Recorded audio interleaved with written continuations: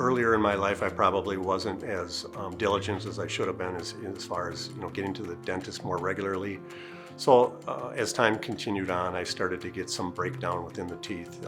For example, I had some fillings that were deteriorating. I had a crown that fractured, and that's really what brought me here. My dentist, that is another local dentist here in this city, said that I would need to go to an endo and I would need to get that extracted and go through all that. And that's when I decided to come and see Dr. Isabella, because I had heard that he was able to do both of those things that I was needing. I was afraid to smile.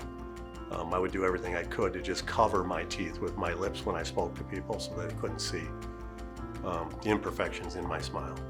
Luke came to our practice because he had been unhappy with his smile for a long time. And so he ended up coming to us to get that smile he's wanted.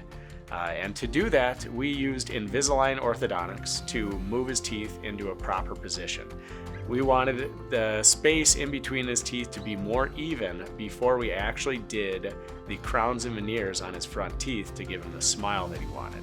And we were able to accomplish that by doing that orthodontics with Invisalign first, getting those teeth into that proper position so that he functioned well, and then we were able to actually get the porcelain veneers and crowns on his front teeth to get him that smile that he could be proud of, that he could show off to people. Part of the treatment was I was wearing Invisalign, and it was so noticeable. I could see the changes, almost day to day, but certainly from week to week.